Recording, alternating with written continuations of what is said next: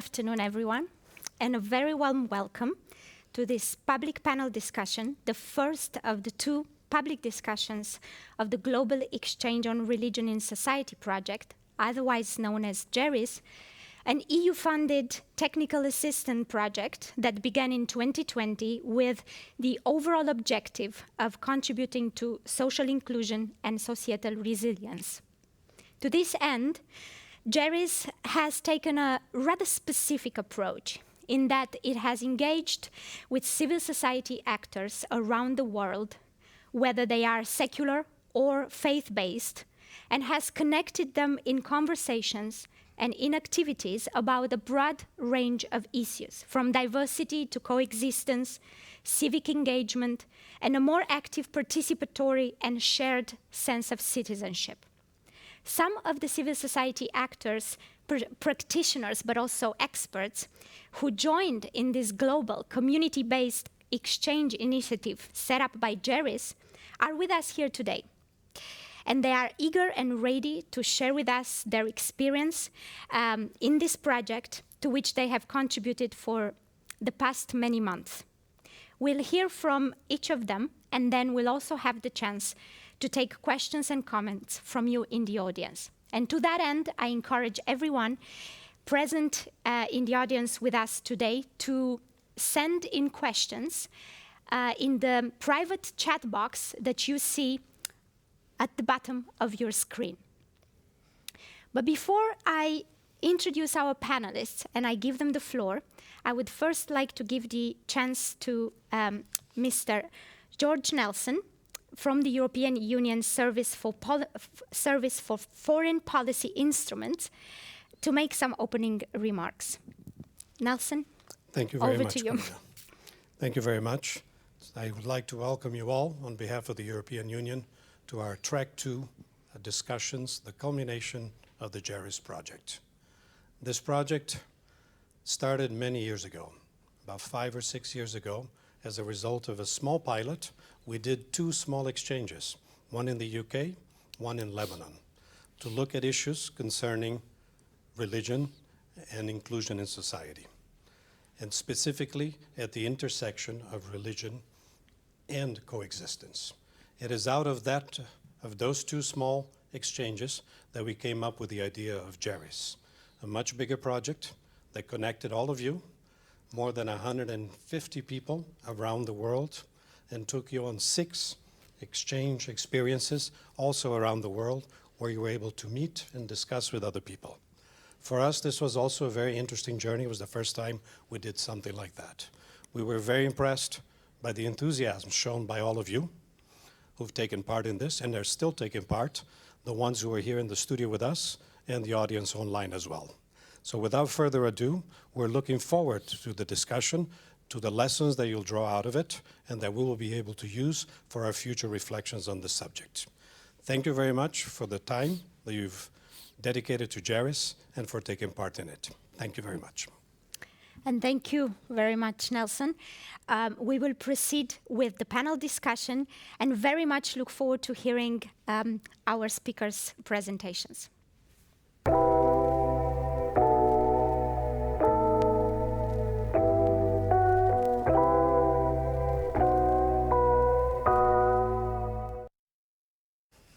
Welcome back.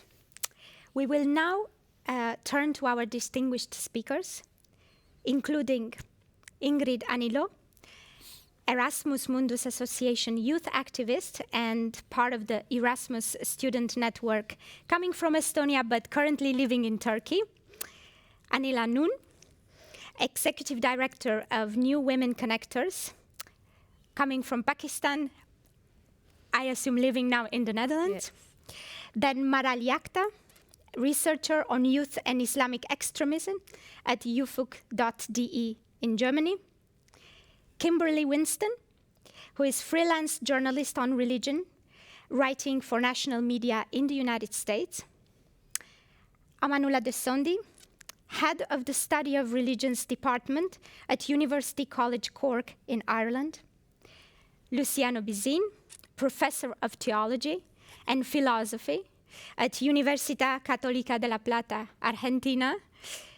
And last but certainly not least, we have Constantinos Alexandris, who is expert on religious diplomacy at the European External Action Service.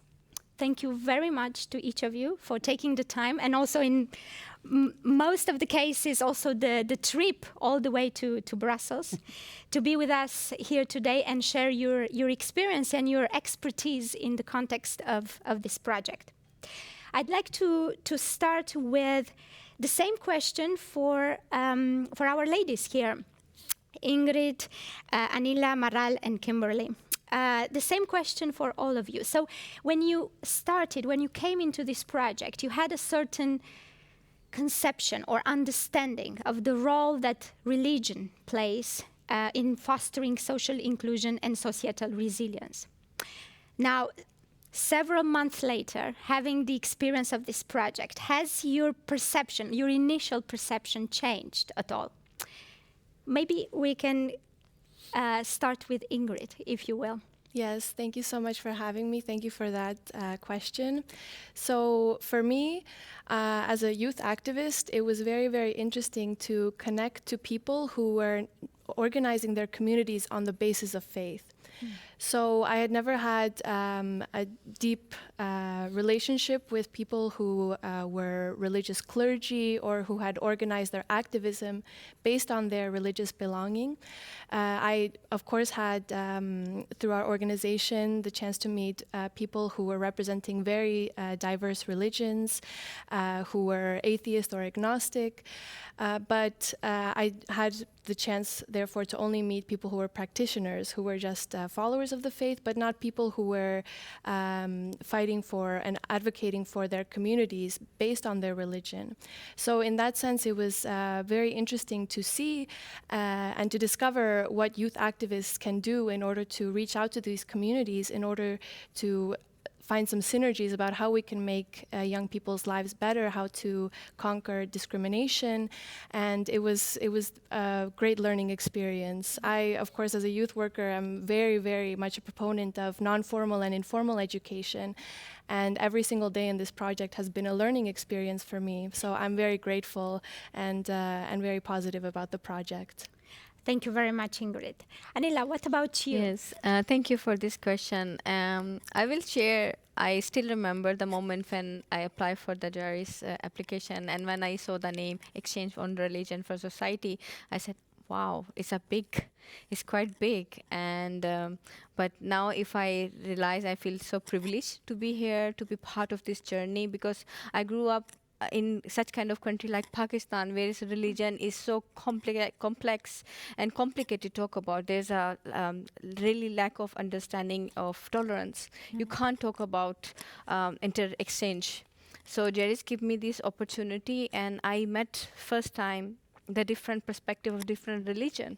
I think this component really give me, because I work a lot with the forced migration and migrant community in Europe and global, and sometimes being newcomer, being a refugee and migrant, the expectation of integration take away your entity of your identity of being Muslim or Hindu or on Christian. So you stuck in your own perception of integration. But through this program, this exchange and online training, we learn religion, being a religious person is no bad thing. You can be, but it's like how much you are tolerant, how much you understand, how much you exchange, and you adopt to listen to each other, give the space to other. I think this is the main learning for me. Solidarity means starts within, and you are creating space not only for yourself but for your neighbor.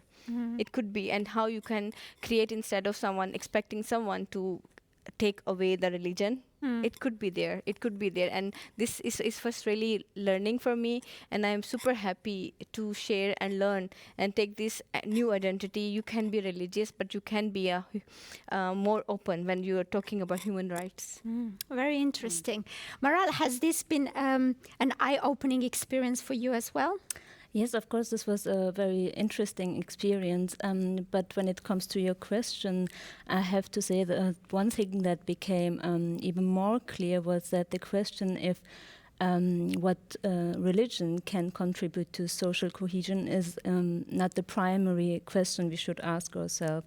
It is an important question, and I will get back to it later, but I think the most important question is how societies can contribute to religious freedom.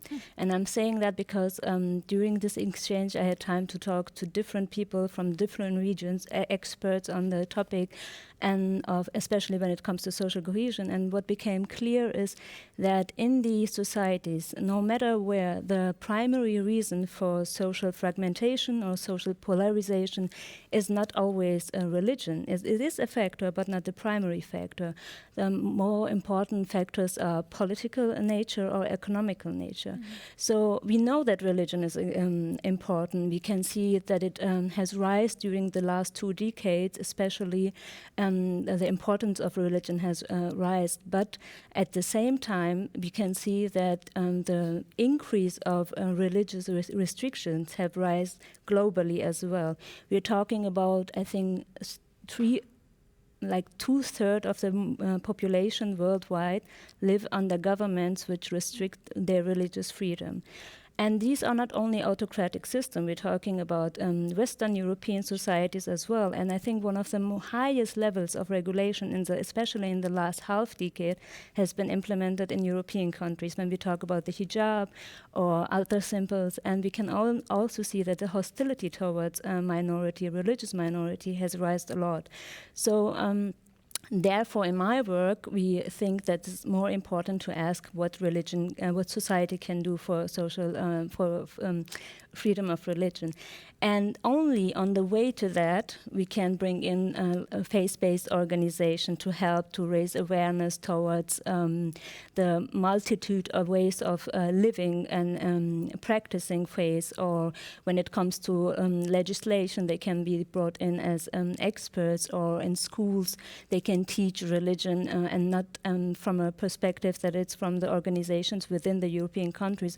I think of the imam education in Germany. So we are not dependent only on the educational system of Turkey, for instance, but can do it within our scope. And I see it especially because I'm monitoring many Islamist groups and right-wing groups, and you can see towards the last decade the topics they are dealing with are rarely religion. Of course, there are some actors who are dealing with these topics, but most of them are covering topics with regard to experienced or observed injustice, of discrimination, and this is an important point for this panel of the foreign policy decisions of the European Union as well. When I'm talking about Iraq, Afghanistan, Israel, Palestine, they're using these and saying that there are double standards in the foreign policy when it comes to the Arab Muslim majority countries.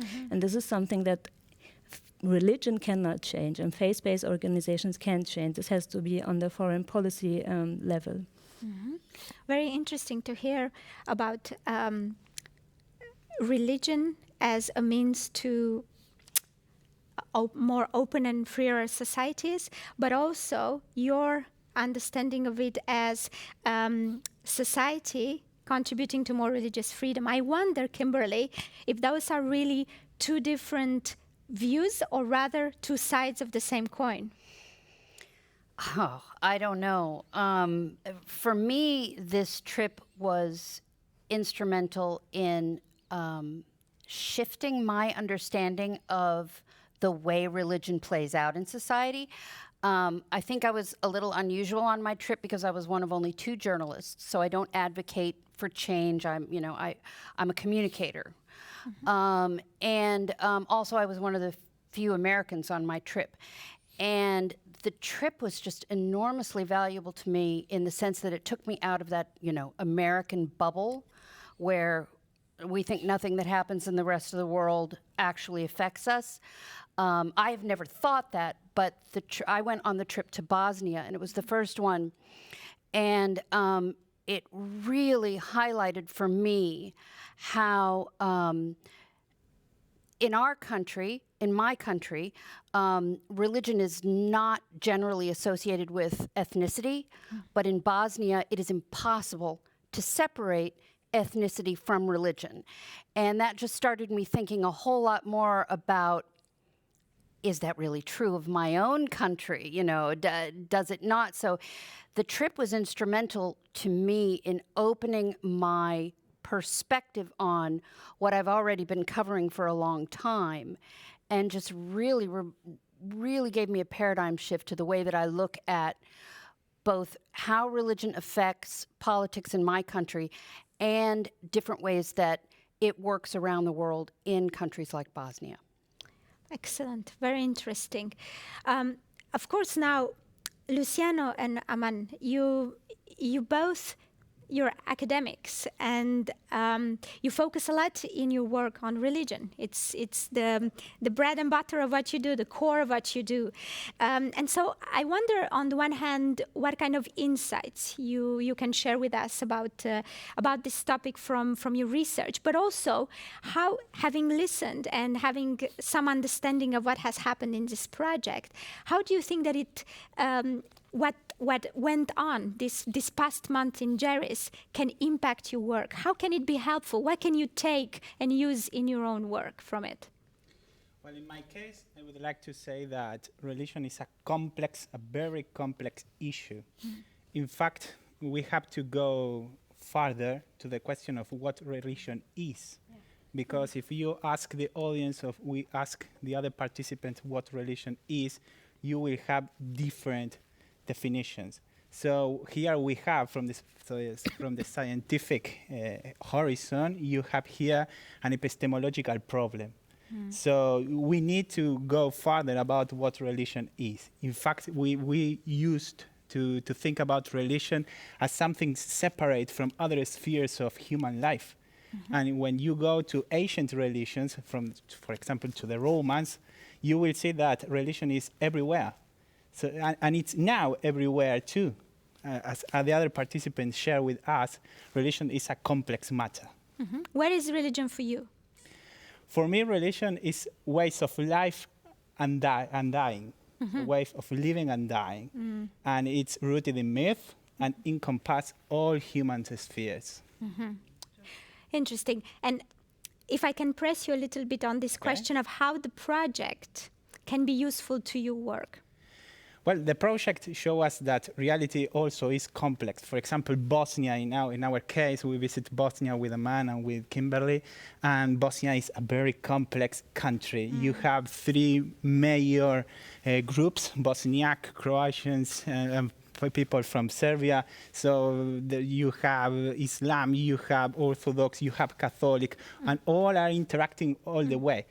You have to distinguish two different kind of level. One is the highest political level between religions, and the other is the grassroots level. The dynamic is very different.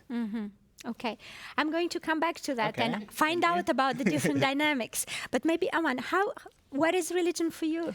Yeah, I think I'm actually in agreement with what Luciano has just said. I think one of the core kind of questions or quandaries that we find ourselves in is we understand some terms without actually interrogating what they are. We use the word religion and religious in a way in which we know what it is. And that's exactly what you're saying. Religion isn't actually a thing.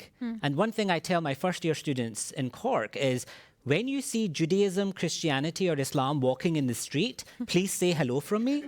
And they laugh. But the important point here is that religion manifests itself in the lives of very diverse individuals in our society.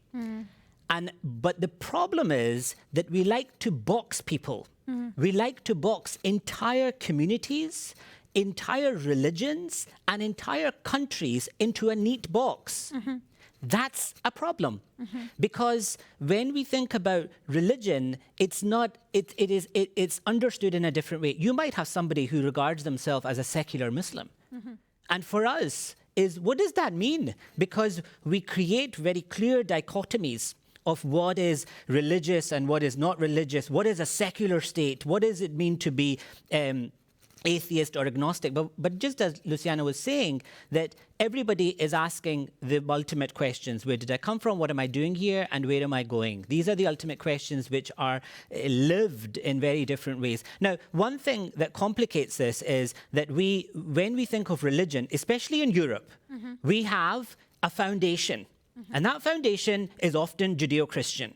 That's a problem. Right? So to unpack this, what we need, and what I say to my students is you need some tools to interrogate this. And the tools which I say are important is race, ethnicity, gender, sexuality, and pluralism. Because once you get your hands dirty with these themes of looking at religion, everything that you thought was normal is not. You begin to see the world and understand people differently. Now, if you're talking about values, yes, let's have a robust discussion about values. How do we, I live in Ireland where we are going through a reckoning on diversity and inclusion. Ireland, as you know, is a very white country. And this is why I loved going to Bosnia and Herzegovina, where you see many different people manifest religion very, very differently. These are, from all of this, we must take these ideas of values in how we understand ourselves as European. Unfortunately, many people are closed off from not just the discussion, but the inclusion of what it means to be European. And unfortunately, I think this is having catastrophic outcomes on how we understand social cohesion and the ideas of pluralism and ideas of difference, because we like boxes. The boxes are not real. Fascinating. One question, I have two. You spoke of these lenses through which we need to look at the themes that you mentioned. Yeah. But do you think that even with these glasses, we will end up seeing things more similarly if we interrogate it, or will it lead to an equally high degree of diversity and of how we understand where we come from and what we're doing here and where we're going? Well, yes, I think I like to call myself a fundamentalist pluralist, because I love the fact that my co-religionists may totally disagree with me on what it means to be a Muslim. Yeah. I find that really exciting. But that is not what we see in the media. This is not what we often see out in the public square. Because Muslims must fit this box. They all believe in this. They all pray. They all, Yeah. And I think, gosh, the behind closed doors, the dinner party discussions that are happening in Muslim circles are fascinating. And so I believe that diversity is there because, there are no two Jews alike. And there are no two Muslims alike. Of course. And I'm not even talking about my outside of my community. I can't even get my siblings to agree on what it means to be a Muslim. And for me, this is exciting, but it's also very scary for a lot of people because seeing difference, some people are averse. People say, oh no, but this is what Europe should look like. Yes. This is what Ireland should look like. Ireland should be white and Catholic. So there's lots of avenues, and I just hope that one thing I got from GERIS was the plurality, the difference, and it's humbling. It's very humbling to see. Can I just say one thing? One thing I found very, very challenging was going into a bar, yes, right, in Sarajevo, yes, and seeing a Muslim woman with a hijab on, with a bottle of beer in one hand and a cigarette in the other hand, and I thought, this isn't the box that we are used to. And it was beautiful, but I'm sure many people would say, oh, what's going on here? This isn't Islamic. Yeah. You see, and I think that's what we need more of. Right. But it's going to be very challenging for us. Okay, so I'm sensing that there is a discussion there about differences between stereotypes and diversity of understandings. Yeah. It's not really the same, but you can have a lot of both. Yeah. And then to press you just that bit harder on the issue of, would you say that GERIS can help us remove the sides of these boxes that you've... Absolutely, because we went into communities. We met people who, if you were to ask them, are you religious? They'd be like, I'm trying to help people. I'm trying to organize. What does religious mean? And that was beautiful. You met people, who didn't fit boxes, people we were all on the same page, which is about building bridges, about values, about trust, about love. That is what brings everyone together. And if it doesn't, then I hope that to counter hate, terror, we win. And we have to win. Because if we don't, our world, whether it be local, national, or international, is going to be very messy, and we see that. So every voice matters. And I think I took that away from GERIS, where even within our group, we may disagree. But what I loved was we were all on the same page. We all wanted something good to come out of it. That's beautiful. Wonderful, wonderful. We'll come back to all of these very interesting thoughts, but I want to bring in also Constantinos and ask him about the EU's approach to religion, and where do you think that this project fits with that with that approach and in pursuing this issue? Let me say first, thank you for the invitation and for having me here. Let me say first that hearing the participants of GERIS here today is really fascinating. And I would dare say that it proves that those who initially conceived this project and set it on track, they were very right. For the European Union, it is, as far as I know, the first project of this type. And for us, it is very important, actually, instead of, I think that was the principle from the beginning, instead of lecturing or showing the way, to sit back and just hear, just listen to what the people have to say, to what the participants have to say, what their experiences are. I'm so happy here to hear all these experiences today. Now, for European Union, actually, European Union is not a religious organization, it's not a church, and the theological, the metaphysical version, let's say, of the religion is none of our business. But then you realize that religion is not just that. Religion is a culture, forms a culture. Religion means some values. Religious means even art. Religious also touches upon issues like human rights, like social cohesion, security, foreign policy even. So immediately you understand that for EU it is also important to deal with this in this context again and in this framework. And usually I say to people that I discuss with that for us also to get better at our work, to be more effective, we need to listen, and we need to understand what our interlocutors say, why they react this way. And to this end, religion is an element, it's a very fundamental element, it's very helpful. It adds to our work what the High Representative Josep Borrell said the other day, empathy. So this is the element, the basic element that is very precious in international relations, but usually is missing.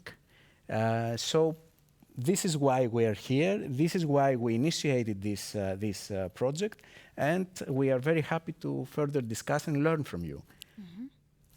Thank you very much, Constantinos. It was very interesting to have this first round of insights. Of course, I want to encourage our participants to send us in their questions or comments and join in this discussion that we're having. But in the meantime, let's continue. And picking up on this last comment that you've made, Constantinos, about empathy, I come back to what Aman has said. Is empathy one of the values, actually, that religion can help us unpack or get back to or realize. How do you see it, Aman? Absolutely. And I think one thing that has been a real teaching moment for us all is the pandemic. Because what we realized very quickly was that we may all be in the same boat, but the boat isn't going in the same direction. We know that ethnic minorities suffered greatly during the pandemic, more so than our white counterparts. And we understand that it also led to the reckoning of Black Lives Matter, which happened, after the death of George Floyd in the US. Sure. So it allowed us to see at that time where we are all locked down, where we are all on some fear of death, to really begin to understand and to empathize and sympathize with each other in ways. I hope, again, if we don't have hope, we have nothing, that we are able to constantly think about what that moment was, because we are moving on the other direction now, I think, at some level, hopefully, for the better in terms of the pandemic. But the pandemic allowed us to understand things that we never understood. One example, my local is Ireland, where in Ireland, we constantly talk about British colonialism towards Ireland. And that in Ireland, we can't be racist. No. There is no... But what the Black Lives Matter movement taught us was that we heard the voices that we never hear. And it was a beautiful moment.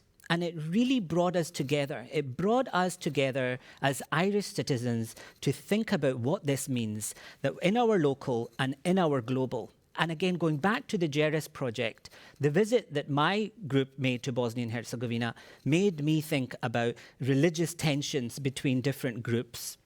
And how, there is always a moment of burning a bridge and building a bridge, especially when it comes to looking at the biblical monotheistic faiths of Judaism, Christianity, and Islam. But what we must continue to think about is empathy. But we also have to think about the individuality of some experiences we just may not have. I maybe understand racism, but I think the racism that Black Europeans experience is not the type of racism that I experience. And that is a very humbling moment for us as we think about how to nurture and to strengthen our values. And maybe Luciano, if I can come back to you, because you spoke about the definition of religion. Is it maybe the case also to say that religion is also a collection of values at the end of the day, and maybe that is why it's helping us in the process of rediscovering what our values are and understanding what we stand for at the moment? I understand, yes. In fact, for example, I am studying a PhD. I am dealing with inculturated philosophy. It's a branch of the Latin American philosophy of liberation that especially talks about that. Say, for example, that the kernel elements of the people's culture is ethical and religious. So we are on the same page in that. When we talk about religious, I'm not talking about what we conceive about religions, because it's not something, religion, as Aman had said. In fact, religions is not a naive concept. Someone invented the word religion. For example, there are some scholars, Daniel Dubuisson, Robert Bell, etc., that talk about that religion is a Western, modern, and Christian term. So we have to be aware when we use the word religion. Right. It will be interesting hearing this scholar approach to the subject of how it plays out in practice. And maybe here, because Aman has mentioned the different themes or lenses through which we can look at it: race, ethnicity, sexuality, pluralism. Maybe we can dig a little bit further into how the different activists and participants in this project have actually lived those in practice. And of course, Anila, you mentioned briefly about your experience, and I wonder if you can go further in describing what actually has happened in your micro project. Yes, sure.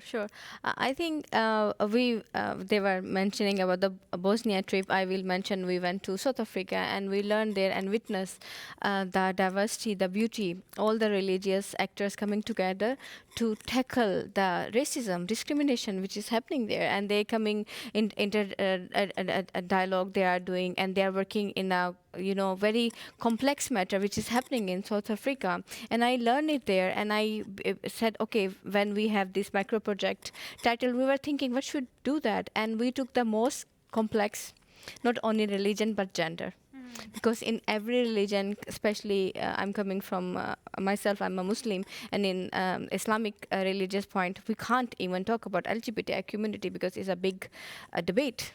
So it's more than that. I will not. But for us, we said, okay, let's talk about the faith and the future of the gender. So we did that, and I think for me, as a person of color, woman from migration background, for us, we never been put ourselves to be a critical thinking, to ask question. Either it's religion, family, or being a woman. It's not your right to ask question, and we did that. During our micro project, we asked the question, we raised the question by ourselves, because we want to identify what is the problem, why we are not having our own ownership. As Amanullah said very well, we have been given labels. You are a mother, you are a daughter, you are this, you are black, you are white. For us, we are cutting down our potential on these labels. And this micro project would really help us to understand question by us, and recommending the recommendation by us. It's like how we can unlearn those practices. Is very important. It's really help us what kind of future we want for our generation. I was talking yesterday with our colleagues. I feel sometimes really bad for the future generation, because we are taking away on the name of religious dialogue, and they are getting a distance from this dialogue of religions. For me, it's very important to give them what is religion. It's not about talking about only going to the prayer or doing this, but it's more than that. As we mentioned, we need to tell them what religion can help them. But unfortunately, we are creating more distance from generation, especially in Europe. So yeah, so it was really good. Like, we have this opportunity to think religion can help you, and if you are not religious, it doesn't mean you can't talk about religion. Definitely so. Ingrid, you work with youth quite a lot. So can you share from your experience, how important is it to bring these kind of topics and pose these kind of questions and challenge young people to think about these issues? Yes, I think that it's complicated, because even for people that work with young people, there's still an aversion to discussing religion, and to even acknowledging that someone might have different religious beliefs, which I think is completely against the whole point of helping young people, for them to become active members of society, to empower them, that you cannot erase that part of someone's identity. So especially in Europe, I think that youth workers and people that work with students, for example, they need to be more open and not to erase that part of identity. But it comes down to some kind of, what is the point of this aversion? What happened before that is making people afraid to ask honest questions? I think that there's a part of this that is about stereotypes, and people are afraid to break those, as was mentioned before, about the boxes and everything. It's just something that people have an aversion already to even open that door, but actually it's not that scary. I think that that's something that should be, put more to youth workers to really push the envelope of that. And besides that as well, what I do and what our organization does is, yes, to just make young people, achieve everything that they can. But in that sense, people also very often don't look how stereotypes about religion and racism can play into that. So if we as youth workers don't acknowledge these things, and we try to push them under the rug, and we pretend that everything is all right, we will never actually do our job correctly. So it's very, very tough. But what this project has helped as well is that as I said before, it was my first foray into talking with people who have organized their communities based on their faith, who are part of clergy, who are part of structures of hierarchy within their religion. So it was never a problem to go up to someone and ask an honest question. If it's done without some kind of, without malice, if it's done with, an open curiosity, I don't think that anyone that has a question should be afraid to ask it. because there will never be any kind of bad response from the person who is willing to share and is open to sharing. But do you think that this aversion comes from habit, or comes from fear of being politically incorrect, or rather comes from fear that you open a box that it intimidates your identity in a sense, and it leaves you more vulnerable? It's safe to be in a box, right? Yes. You know where you are. I totally agree, and I think that in my home country of Estonia, we would never have considered ourselves to be secular 10 years ago, non-religious, atheist, but it's the moment that the person across from you is kind of like a mirror to yourself. So they're the ones that are showing you who you really are. Otherwise you're surrounded by people who go about their life, who don't believe in certain things. It's the same culture all the time. You feel safe, and then someone comes who is of a different race, different ethnicity, different religion, and all of a sudden you're kind of confronted with this, well, someone else is different. What if I'm different to them as well? So I totally agree, but I think that there's no shame in that. There's no shame in trying to cross that bridge and trying to have a conversation, because it may be hard, but who said that everything in life has to be easy? If we don't go out of our boxes, out of our comfort zone, nothing will ever get better. And as I said, as a youth worker, we try to make young people's lives better. How can you get better if you just stay in your old stereotypes, your old tropes? True that. Maral, maybe I will ask to you one of the questions that we've received from our audience. Thank you very much. I'm still encouraging you to send us in your comments or queries. We have a question that goes like this. Could you describe a moment from this exchange 3, but actually, as we've heard, there have been 6 such exchange experiences, that was particularly meaningful to you? Yes, I can, but before answering that, Sure. can I just add some points to the things that have been said before? Yes, I just definitely. wanted to support Aman's categorization of the topics which are important, because monitoring Islamist and right-wing groups, we realize that the narratives can always be categorized in 5 topics, and this is racism, values and religion, pluralism, gender, and the 5th I forgot right now, but these are the 5, and they're very important.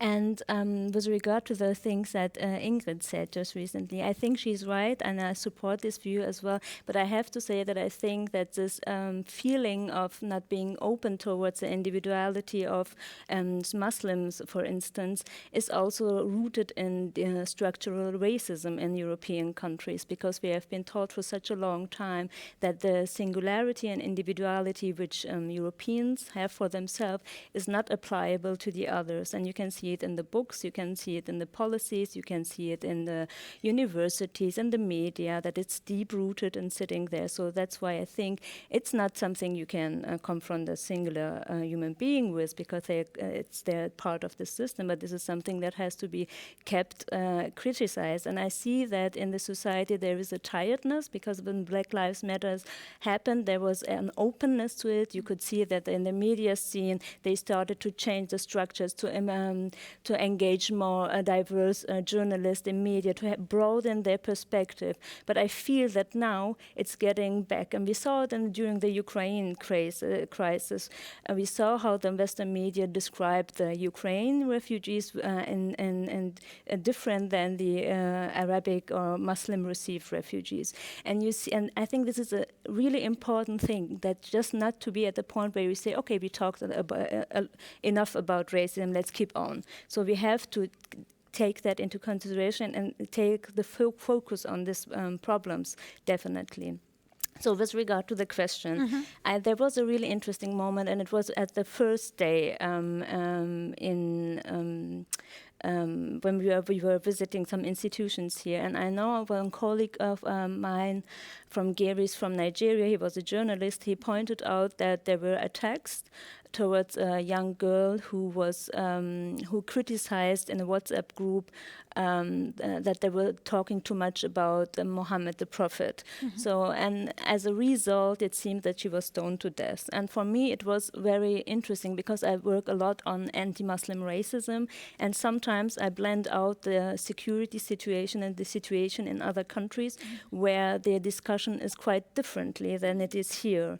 So that was a moment which I found very interesting. And there are also other moments, because even though we are very aware of these problems, we could, in the group in which we were, there were still moments which I think that were not totally inclusive, and this is due to ourselves, that we are not aware of this, of the diversity as well all the time. So we are not free from it just because we are working with it constantly, but we also add to these. So It's a learning process. it's a learning process. Definitely. But do you think that we can speak of such things as European values, as someone has hinted in his introduction? Can we make such a distinction, or is this kind of an approach ultimately leading us to understand what universal values are all about?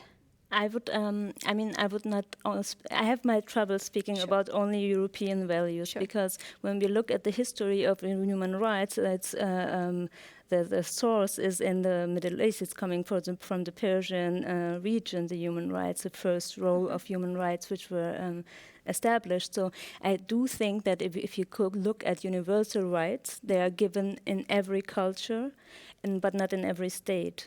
So to brand it only as a European value distincts again the Christian Judaism tradition from the Muslim tradition. And like Aman said so rightfully, there are so many different people, and not two are the same, and the values are very personal. And yeah. But is it fair, nevertheless, to say that there is a tension between the universalism of values, or universal values, and what is feasible in practice? Because you mentioned, I think it was you who mentioned the example of refugees and immigrants. Yeah. And yes, in theory, from an ethical point of view and from even a legal point of view, if we sign up to fundamental universal rights, all such people fleeing conflict or, immigrants and refugees should find shelter in Europe. But from the other side, from the political side, they argue that it wouldn't be possible to literally allow everybody to come in. So is there also a tension there that needs to be resolved between ideal and praxis? That's a question which there could be, we could talk hours about it, but I think I really value the universal rights, and if we start distincting, because we have a legal system in place in which you can apply the law and look at who is a political refugee, who is a refugee, and they have all the same rights, no matter what. And no one is speaking about letting all refugees in. But we have also to remind ourselves that many countries from which the refugees are migrating towards Europe, the history of these countries has been also in the history of the conflict, there have been also Western governments and European governments involved in. So if you look back anywhere in Africa, in South America, in the Middle East, we are not responsible for what's happening there. We have treaties with governments, we are exporting weaponry to countries which support conflict in the region. So the answer to say we cannot deal with it is not important. The more important is how can we change that the people are coming? And one solution would be to say don't sell weaponry to states which are infusing conflict in the region. The economic system should be changed. We cannot keep on having these treaties where some countries in South America are still bound to the IWF. I'm not an expert on it, but there are so many other ways in order to change the cause why people are fleeing their country, rather than to say we have not enough place. So when you look at the climate change, it is also, we know that most of the climate change, most of the damage is done by big industry nations. So Yeah, definitely. Corinne, if I may say Of course, yeah. please do. Well, as we see here, I mean, GERIS is about diversity, it's about social cohesion, of course. It's about mutual respect. And these are the principles and the values. I mean, this project is based, and Europe is based as well. I'm afraid that we are too much focused on Europe. And GERIS is not only about Europe, it's about the whole world. Not to say that this is a project for the External Action Service, meaning for the European foreign policy in a way, right? Another comment for what I heard, diversity and protecting diversity and promoting diversity does not mean refusing identity, right? So yes, there are European values. Yes, there are Muslim values. Yes, there are whatever values. I mean, but that does not change the fact that we, to become better as societies, as individuals, we need to respect each other, to coexist peacefully. Right, definitely. Maybe coming back to Kimberly, and I want to bring you in here because you were one of the two journalists in the project, as you've said, and I in Bosnia. In Bosnia, yes, and I was just wondering how important you think that it was for the project to engage with journalists, and what kind of added value has it brought? Oh, I think it's a tremendous value. My job as a journalist is to communicate, like everything that's been said here. Yeah. No, I don't think any of the rest of you are journalists. I haven't met you before. For these ideas to spread, you need people like me, right? I think it was also incredibly important for someone like me, an American journalist, to go on this trip. I referenced that American bubble again. But one of the things that became glaringly clear to me on my trip to Bosnia, which I would never have had revealed to me, was as we were engaging with the society actors in Bosnia, we met with Bosniaks, we met with Serbs, we met with Croats. And they each told us their own version of the story. And much of what they told us reminded me of 1950s, 1960s United States, pre-civil rights United States.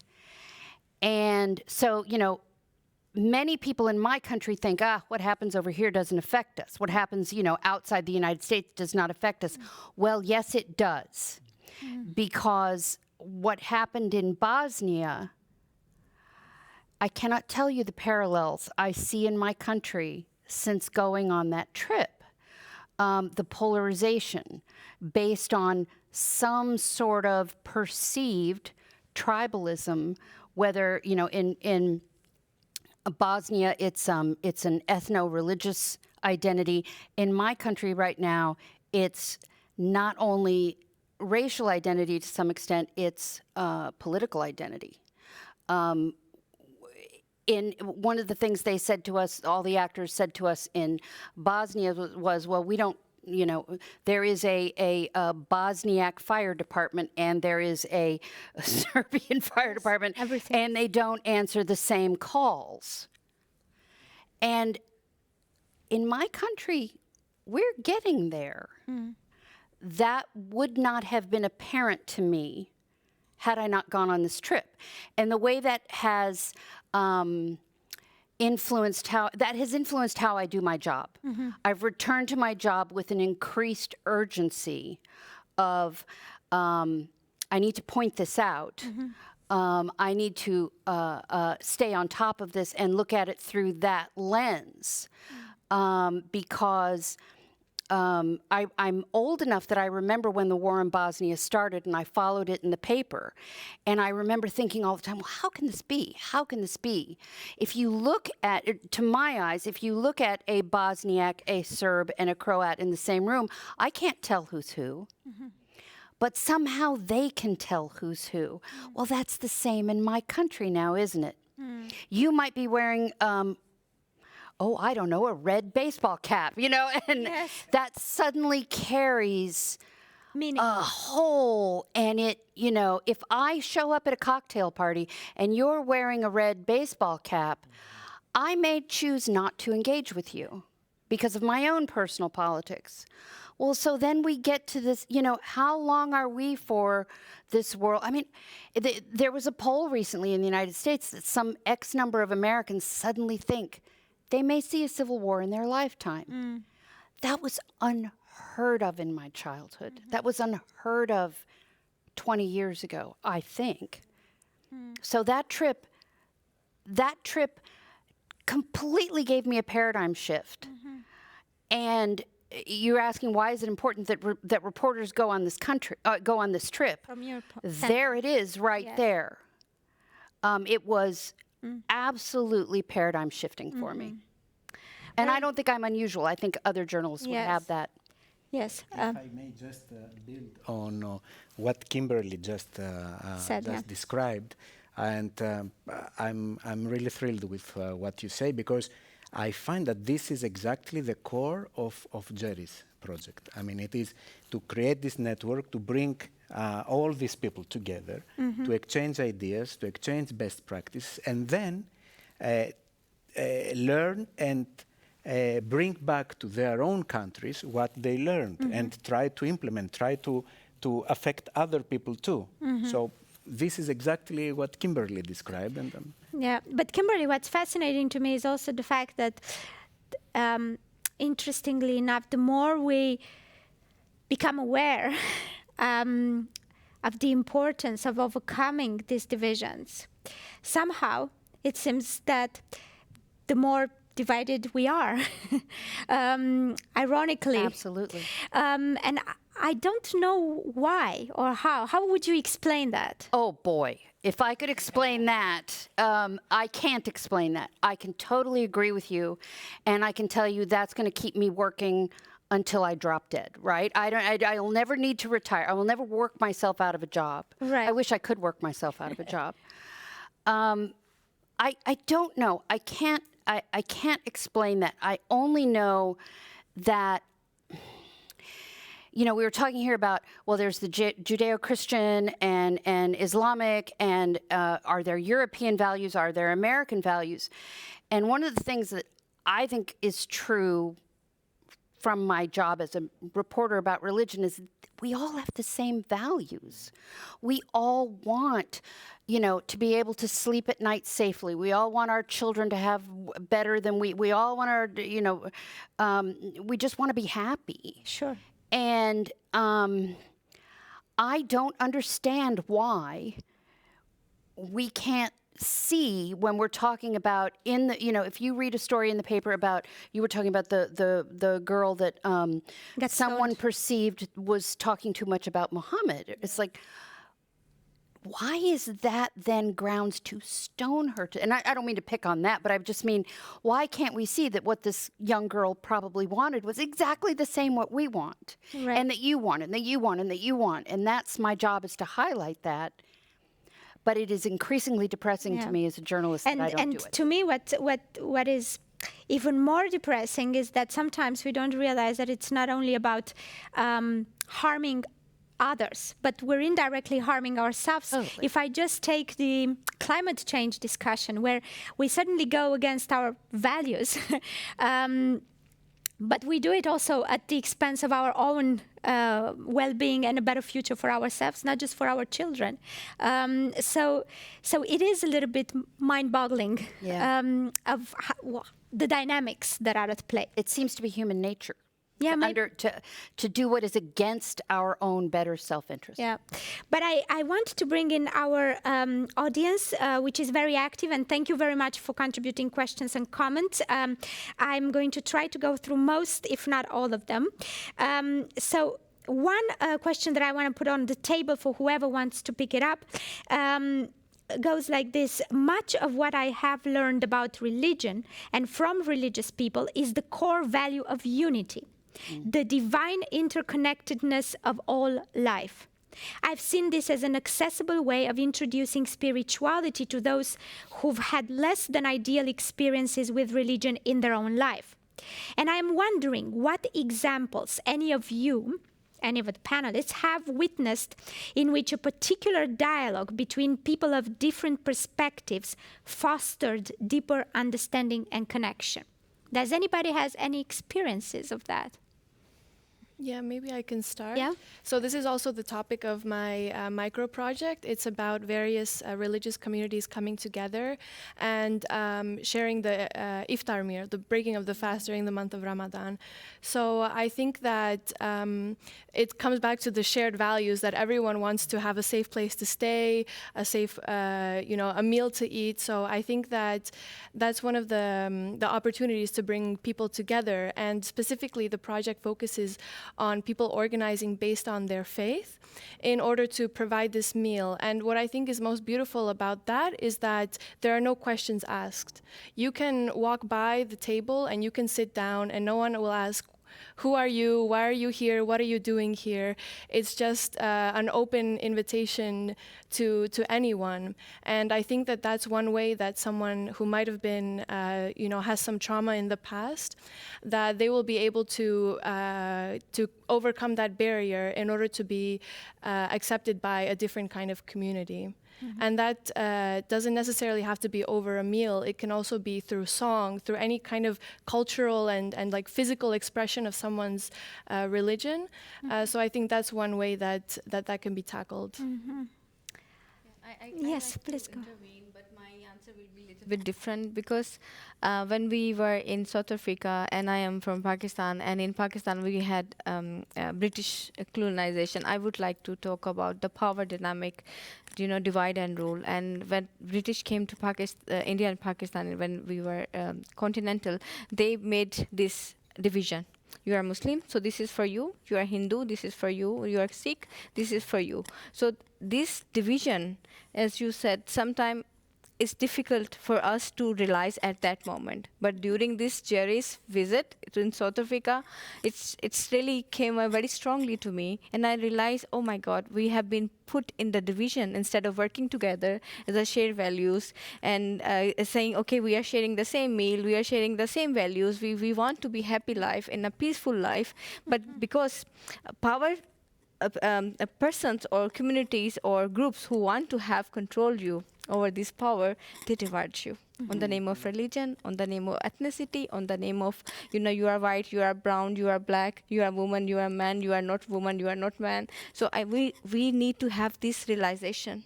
Mm-hmm. I think during this religious dialogue, I never felt I was religious or hardly say, okay, I am religious or not. But I said, if you are, so what? If you are not, so what? Mm-hmm. It should be a norm. Mm-hmm. And I think this is really important to understand our position, where we are, our influence, our communities, our surrounding, what we are doing is very important. Being an activist representative of community for us, when we are talking about the change in the policy, we need to understand who has this power. Mm-hmm. Don't let them to divide you. Yeah, and what role do you think civil society can play in bringing about that realization? Awareness. We need to talk about it very bravely. We need to showcase and create this kind of interreligious dialogue or this kind of platform to bring more voices, because we have maybe voices like Black Lives Matters and Me Too campaign, but if we want to have a global change, systematic change, we need to really create an audience. Mm-hmm. There are so many voices, but these voices are not being heard. Mm-hmm. We really need to bring those. I think unity for me is a cute word, mm-hmm. but I find it hugely problematic, mm-hmm. because what unity does for example, it unites Muslims, for example, globally, wherever they are, in the face of, let's say, Islamophobia. But what it also does is it reduces many things very quickly. So, for example, what does it do to those at the margins? Unity brings a center point of a religion. And I'm talking about my co-religionists here. But what it also does is it leaves at the fringes those that are marginalized. Queer Muslims, Muslims who are not even accepted within, whatever is understood as mainstream. That goes back to pluralism. And that, for me, is very worrying. I fight Islamophobia, or try to counter it, in the same breath that I live and I counter queer Islam. And that's very challenging for my co-religionists, because they're like, what's going on here? How do we deal with this? But again, the problem is that it all goes back to reductions. It goes back to, oh, but you know what? You must be so much more happier in Ireland, because if you lived in Pakistan, it would be so bad for you. And you think, oh, I'm not going to throw under the bus, where my parents came from. And then you try to bring in that I grew up in Scotland. And this kind of, multi-pronged identity, for me, it is European. It is something that is something of value. I don't see it. I think the problem is, again, my boxes idea, that the global is local and the local is global. Muslims are part of Europe. Muslims are indigenous to these lands. That is a huge challenge. And so this idea that we have this unity through diversity, what is really important is that we live equally but differently. I think this is a huge challenge, and we haven't got it right. How do you live differently? Somebody who is radically different from you, your neighbor, how do you love them? At the very core of many of our religious traditions, how do you love your neighbor who you totally disagree with? on whatever, and that's our challenge, and we still haven't got it right. But I think we constantly are trying to define and live that out. But I find it very problematic when it comes to reducing. And there's a word that we use, right? Intersectionality, which is about talking about people who have multi identities and the compounding of different forms of discrimination. And I think that's really, really important. And as I said, my experience as somebody is very different from a black Muslim who lives in Ireland, or and I think that requires, but that's very messy. I don't think we don't like mess. We need mess. Tell me, you're a Muslim, sit in my box. Please don't leave the box. So we're not talking about unity. We're talking about harmonious pluralism, or how would you define it? I think so. How do we live in this difference? How do we all move towards some sort of equity of challenges of not kind of saying that forever we have created a West and others versus the other, and this dichotomy, whether it is not rational and it's not logical, and we know this, but it still penetrates at every level of our society. And that is our challenge, is how to constantly but of course, challenge this. Is it really about love, or is it simply about one of the other words that you mentioned earlier, respect? I don't know. I'm asking. It has to be about love. I'm sorry to make it sound so gushy. We have to be on the page of love, right? And a love can mean something very different. And we need to challenge each other on how we understand love. And that's beautiful. But I want to bring in Maral. Before that, though, very quickly, if I can abuse my chairing position, to say that maybe one explanation of why we have this discourse of us and us versus others is deep-rooted in our ancestral genetic makeup, because, of course, community and the idea of groups and the idea of boxes was a safe place, was providing security. If you were by yourself in a gather, what is it called? The hunter-gatherer society, you were dead. Absolutely. You needed the group in a sense. So maybe it's something we need to unlearn, that it goes really, really deep in our makeup. I'm sorry. In the face of Islamophobia, I stand with somebody who is homophobic.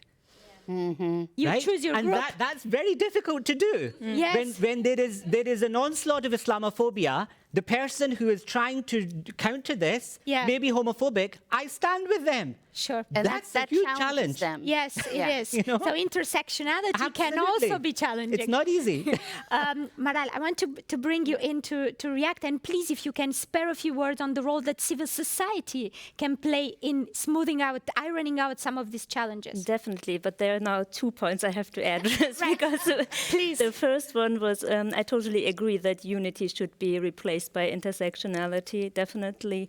But I disagree with we have to love each other. I think this is the greatness of democracy, that we can live close to each other and really disagree. We have the forms and the formats to live our disagreement through debates, if all have the same chances, of course. I don't say that it's perfect now. There are different approaches to the right of speaking publicly, etc. But I don't think we have to love each other. And I cannot think that everyone can love each other.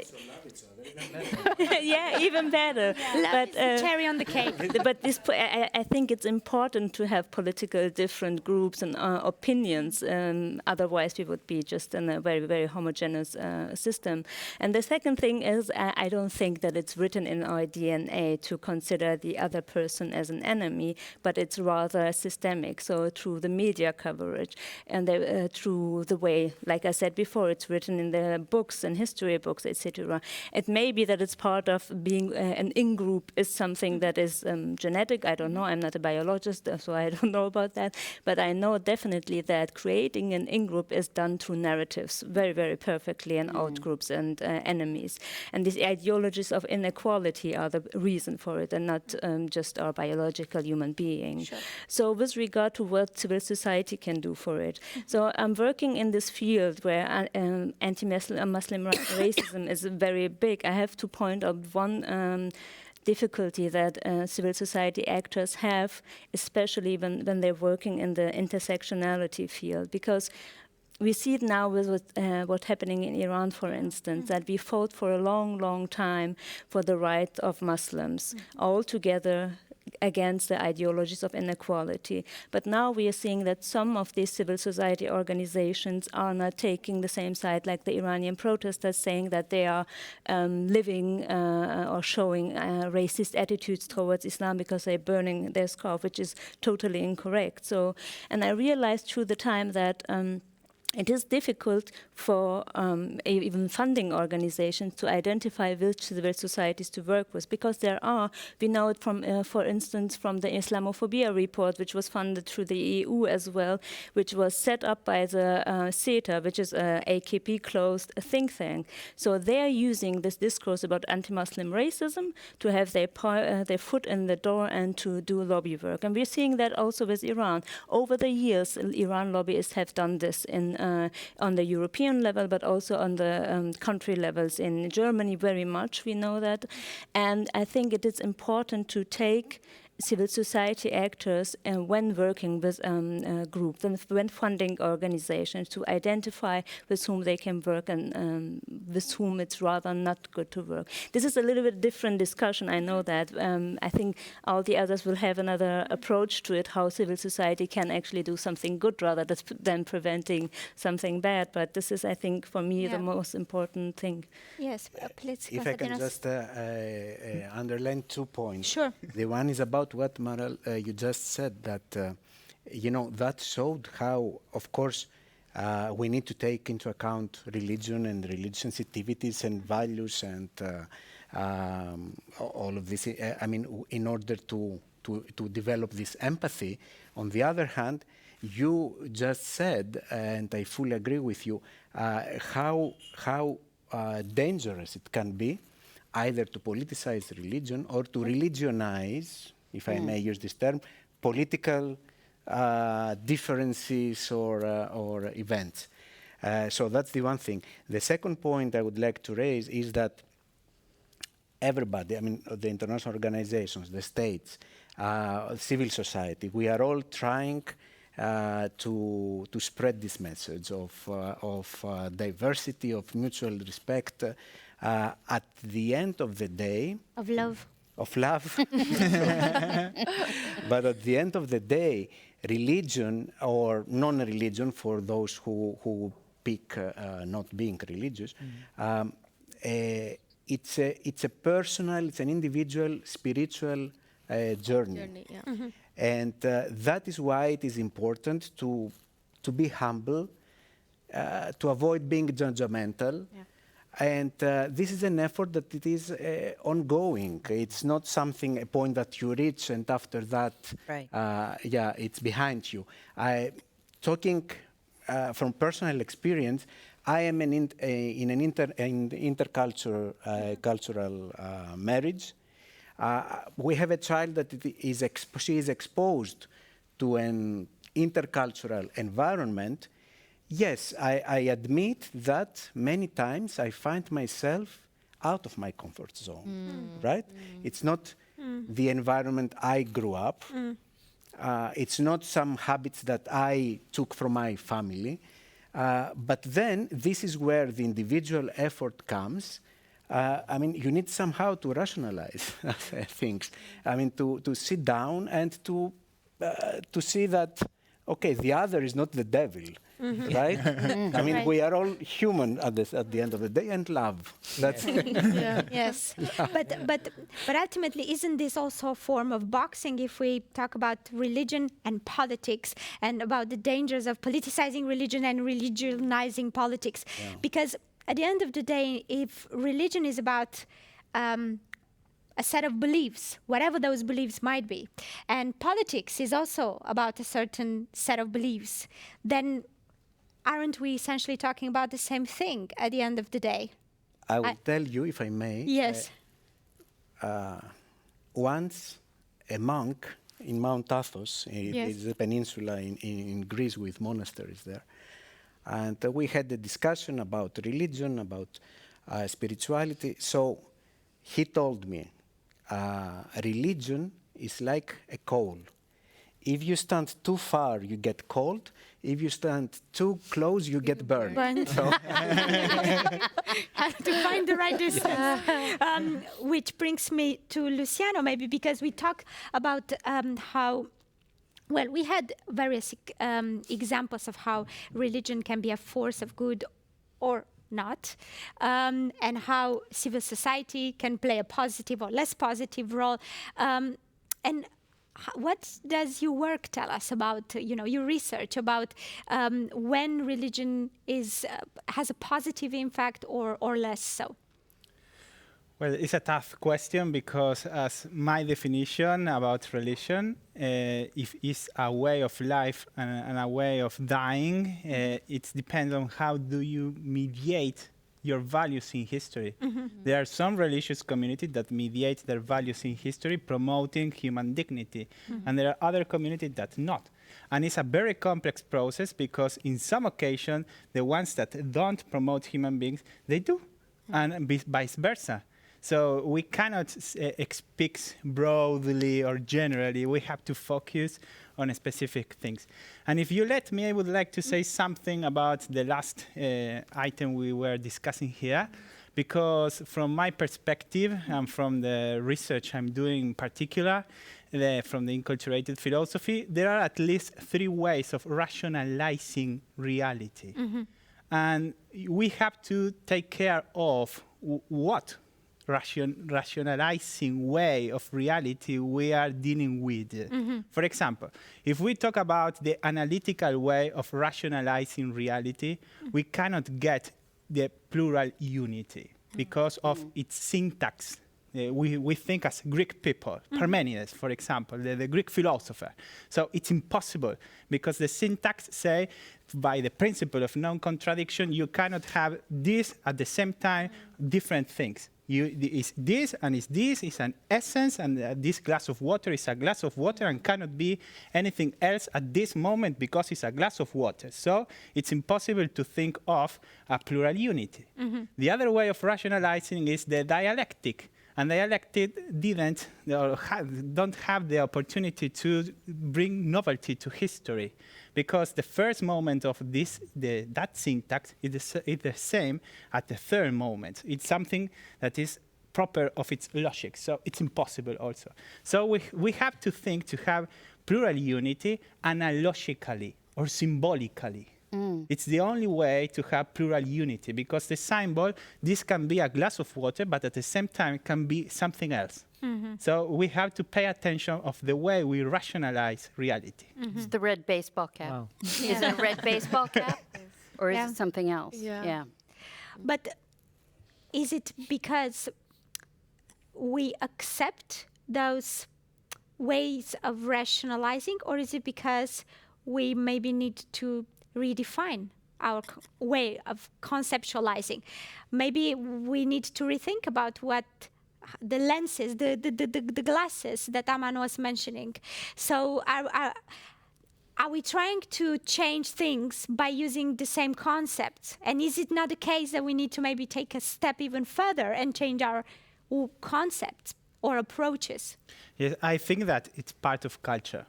For example, I'm Argentinian, so I think like an European people, for example, of so the Western Right. approach. So I think of, or like Parmenides, for example, as I say, analytically. Right. But I have to learn how to think symbolically. For example, if I'm a professor in religious studies, there is no possibility of any religion to talk about God if it's not analogically, because we cannot touch God.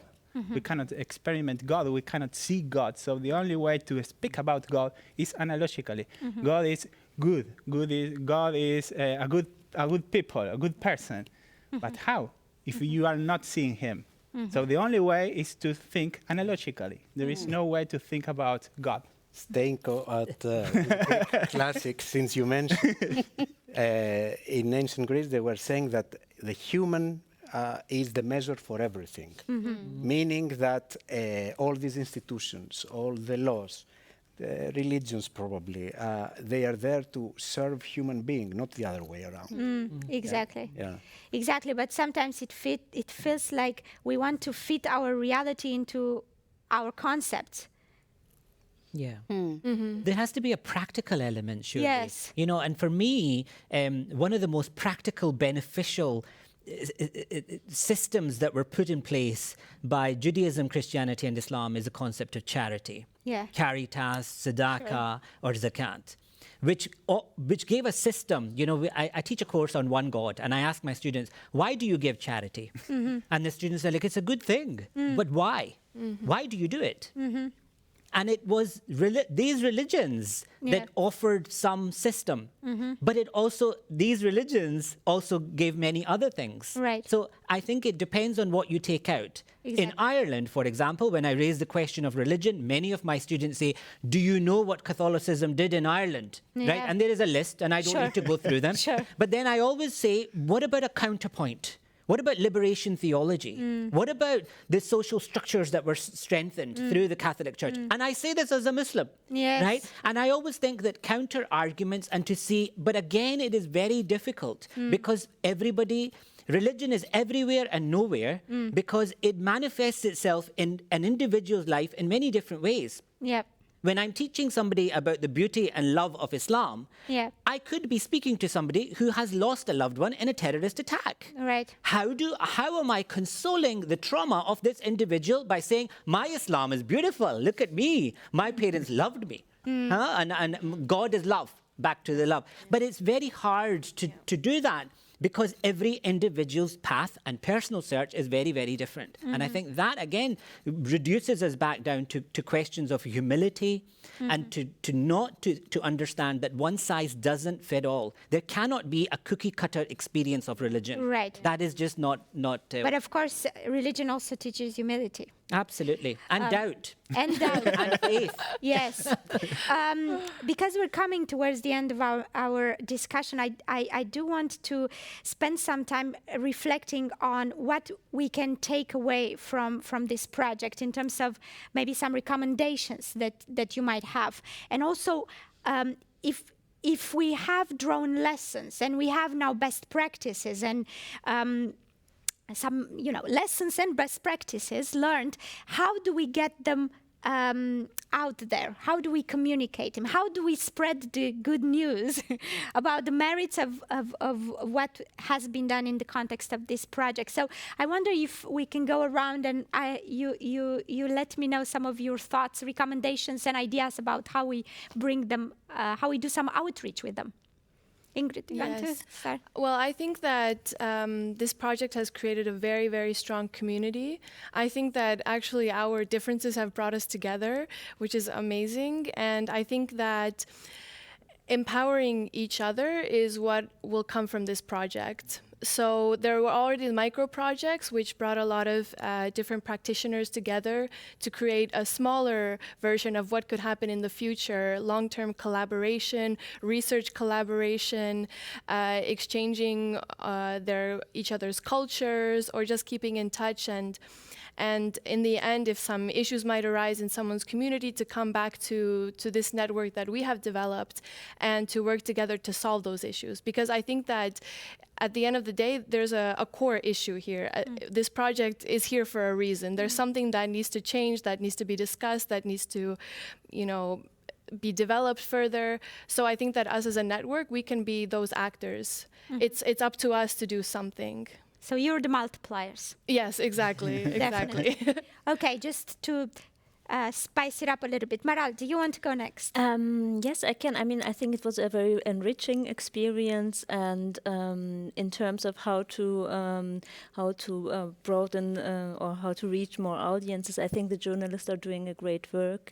Maybe we should spread it more broadly, what is being produced in the project, because I think there are so many different micro projects which are very interesting, and they would need a platform to be presented on. That would be a thing that we could do. And what I realized, that it was such a big challenge that there were so many different experts from all around the world having different expertise as well, because we had people from the extremism prevention on the one side, but then also a professor on religion, which I didn't know until now, which is very, very interesting. So I was thinking, this beautiful network and this variety of knowledge is a chance, but also a challenge. And I think for the next round, if it's going to happen, the preparation should be also based on the expertise, so that we could collaborate more on the content we are producing, on the expertise we are having, and develop the topics of workshops, for instance, or round tables before and together. Because I'm really in awe with all the expertise I have seen during that project. This is really am I understanding correctly, you're advocating for interdisciplinarity? Interdisciplinarity, definitely, but also for preparing the workshops together with the members as well. I think this would be enriching, because every time I'm sitting on a workshop or on a panel with all the members, I'm always thinking about new topics and new ways of accessing the topic as well. It stirs your imagination, your creativity. Totally. Anila. Yeah, for me, I will say all of us, we should imagine there's a heavy rain and then suddenly sun come and we saw the beautiful rain and rainbow. Yes. And this rainbow, I will define our journey, because everyone is different. Everyone has their own beauty, own individual color, but they are not overlapping. They are not getting dominant with each other, or they have their own individuality. I think this is very important. Sometimes we are talking about when it comes to integration or religion, we just say, okay, my religion or my community or my project is good, but we need to learn. And I think that's what I learned, and I love to say as a recommendation, we create such kind of rainbow platform where we define with them, with their audience, what is the problem. Instead of we come up, this is the problem, and let's shout it out, the solution. We need to set the agenda, and maybe we really need to unpack so many things. We get uncomfortable as soon as we hear about religion, as soon as we hear about, okay, what to do with these refugees or migrants. So we really need to reset. by giving more resources as a rainbow, so we can see more beauty, more humbleness, and we can have more safe space like this, so we can share and we don't get defending our rights. Oh, Right. I'm right, you are wrong, you are right, I'm wrong. So we really need to redefine. But do you think this platform should only be for problem definition or also for problem solving? Yes, definitely, because as soon as we can identify the problem, solution is there. But unfortunately, what's happening, we are just saying, no, this is the problem, this is a problem. We are just running after crisis, then other crisis, defining this is the problem or not. So we are not even identifying what is the problem. Kimberly, how do you see it? Do you think there's... Well, I don't want to shatter your kumbaya moment, but that is kind of my job. So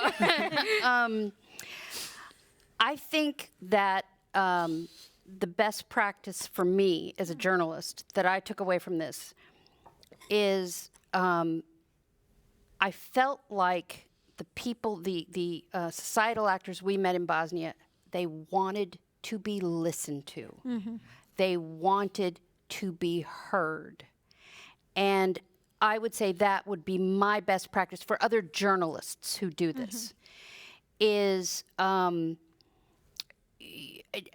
is no way that I, as an American, anything, no matter what, if I were a societal actor in America or a social entrepreneur, there's no way I could go to Bosnia for a week, sit down with a panel of actors for 1 hour and stand up and say, you know what you need to do?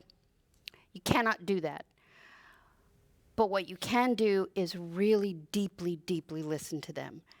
And I think that if I were to give advice to another journalist who were to do this, who is, of course, not from whatever country that GERIS were to take them to, is to deeply listen for those common threads, like you know, on a practical level, when I go home, I have to sell my story to an editor. Right. Well, it's hard to sell a story about, you know, what are reparations like in Bosnia to an American audience, but it's not hard to sell an idea about justice. It's not hard to sell an idea about pain. So the deeper you listen, the more those common chords will become clear, and those are the things that we need to communicate to get beyond, you know, well, the refugees out of Ukraine look different than the refugees that come out of Africa, so everybody wants to feed their children and have a roof over their heads. That's what you can then pull out, and it's my job and the job of other reporters to emphasize that, and this trip was custom designed for that.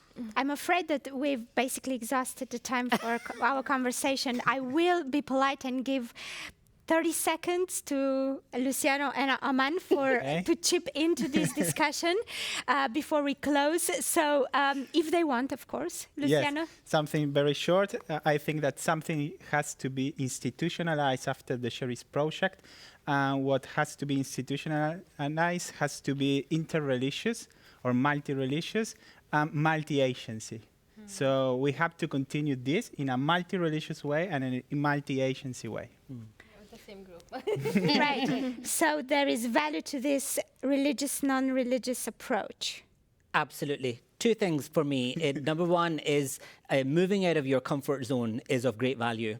Sitting in discomfort, sitting in a conversation in a place that makes you feel very uncomfortable. For me, it was sitting in a smoke-filled room in Sarajevo because, you know, they smoke indoors. Yes. But anyway, let's not go there. It's very challenging, and it makes you think about who you are in relation to the other. And that's beautiful. Non-smoker. A non-smoker. But the second thing is bringing it back home.